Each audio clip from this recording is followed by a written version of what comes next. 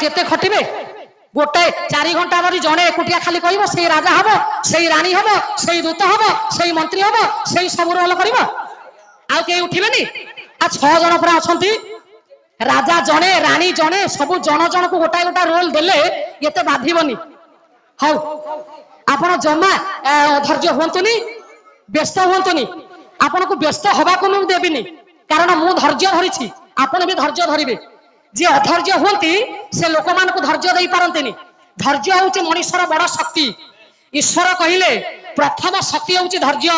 जो लोकर धैर्य अछि से लोक होउची प्रथम व्यक्ति जे विश्व को जीति पारिबो तेनु बापा मान छाड़ंतु आउ सार को जाउनी कंदर्प भगवान लुचिकी थिले पार्वती जेमती नहीं कि फूल किछि देई देई छंती पुष्प नहीं कि समर्पण कर देले धूपटा को लगई देले दीप लगई देले प्रभु को पाखरे टिके आरती कले आरती करबा समय कंदर्प लुचिकी थिला बोले अरे हे ये उपयुक्त समय जदि यही सुजोगटा हाथ छड़ा हो जाए आउ आसबनी कौन कले सा दक्षिणा पांग निविष्ट मुष्टि क्षमा कुंची सभ्य पादम चक्रीकृत चारु चापम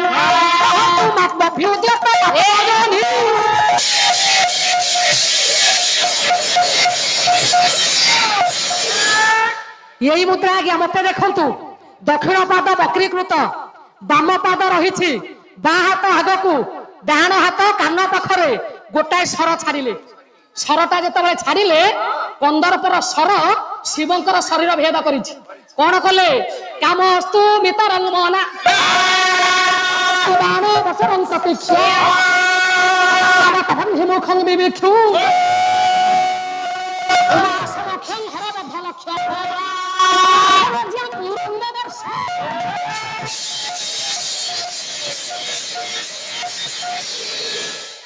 कंदर्प 5 बाण मारले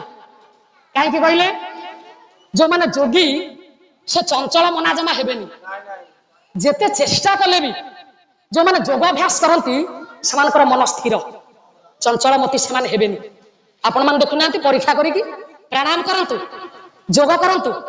मात्र 10 मिनिट आपण माने ध्यान रे बसंतु प्रतिदिन देखिबे शरीर सुस्थ रहिबो मन स्थिर रहिबो कंदर्प गोटाए बाण मारले शिवंकर किछि हेलानी कहला रे किछि होउनी कोन आउ गोटाए सर मारले दीटा आसिला हेलानी 5टा बाण मारले काईकी कालिदास कहले कहले दिन एक भगी दूच नागर की चतुरे रसइबा पंच सर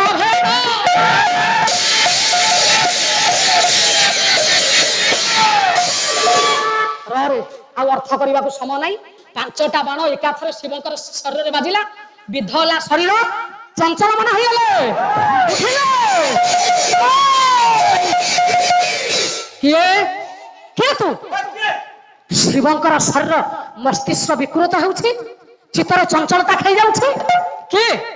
सहजरे जहार ध्यान भांगिबा कथा नुहे ता ध्यान को भांगिला किए कंदर्प बसिछि दक्षिणा पांग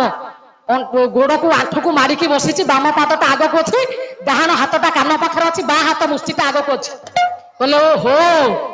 तोरी पाखरे एते नाट रहरे तो आंत छड़े दउची रह तू जानिनु शिव को चिन्हिनु तू भाबुचु मु कोन नारायण होईछि ना सूर्य होईछि तू मते हैरान करिवु रा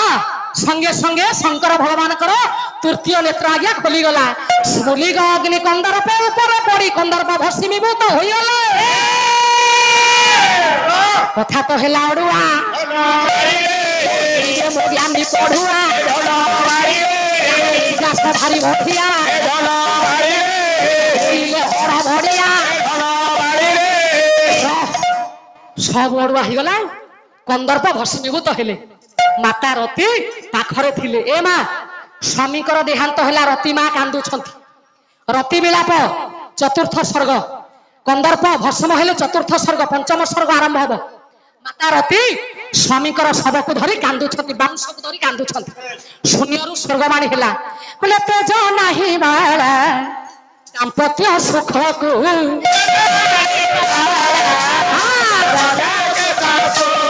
रहुआ सुखे अधीरा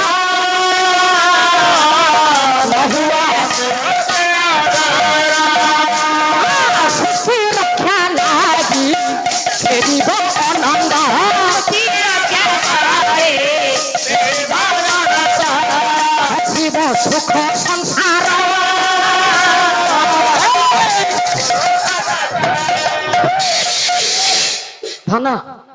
ତୁ ଯୋଉ ପ୍ରକାର ଯାଉଥିଲୁ ମୁଁ ଜାଣୁଛି ଆଉ ବାଡ଼େଇବାକୁ ବାବା ସମୟ ନାହିଁ ତେଣୁ କନ୍ଦର୍ପ ଭସ୍ମ ହେଇଗଲେ ସ୍ୱର୍ଗରୁ ବାଣୀ ଶୁଭିଲା ତେଜ ନାହିଁ ବାଳା ଦାମ୍ପତ୍ୟ ସୁଖକୁ ନହୁଅ ସୁଖେ ଅଧୀର ସୃଷ୍ଟି ରକ୍ଷା ଲାଗି ଫେରିବେ ଅନଙ୍ଗ ହସିବ ସୁଖ ସଂସାର। ତମେ ମା ଭାଙ୍ଗି ପଡନି ସମୟକୁ ଅପେକ୍ଷା କର ସମୟ ଆସିବ କନ୍ଦର୍ପ ପୁଣି ଥରେ ସୃଷ୍ଟି ରକ୍ଷା ପାଇଁ ଫେରିବେ। କନ୍ଦର୍ପ ନ ରହିଲେ ପ୍ରଜନନ ଶକ୍ତି ହ୍ରାସ ପାଇବ।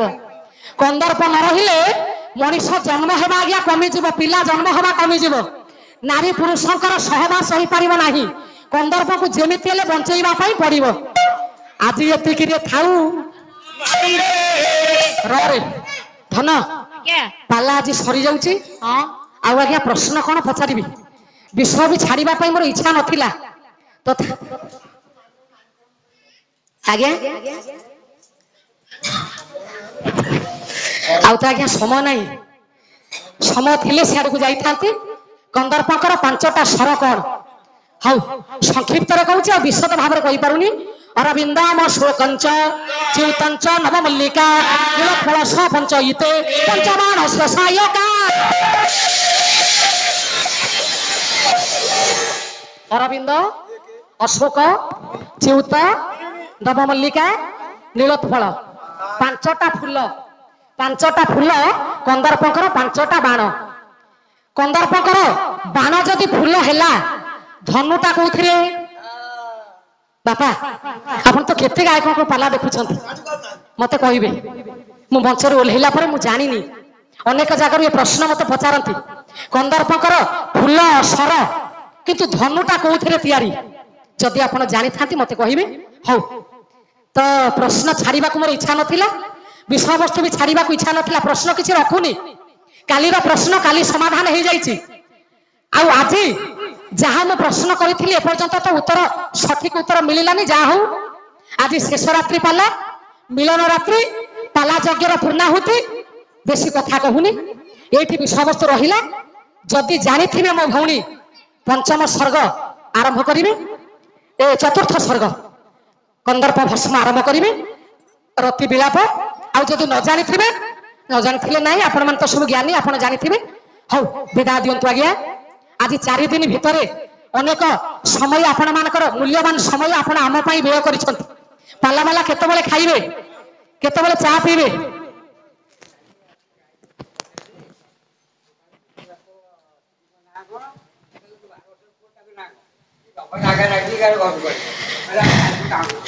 ଆଚ୍ଛା ଆପଣ ଶୁଣିଛନ୍ତି ପୁରାଣରୁ ବିଷ୍ଣୁ ଦାସଙ୍କର ସ୍ତ୍ରୀ ନାଁ କଣ? ହଁ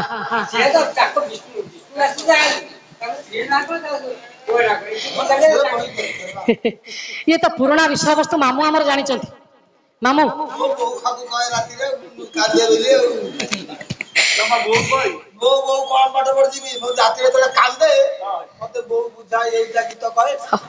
ବ୍ରହ୍ମା ବିଷ୍ଣୁ ମହାଦେବ ପବନ ବାସୁକିନଳ ଶକ୍ର ସୂର୍ଯ୍ୟ ସୁରାଚାର୍ଯ୍ୟ ପାତମାଂ ନବଦେବତା ଛିଦ୍ର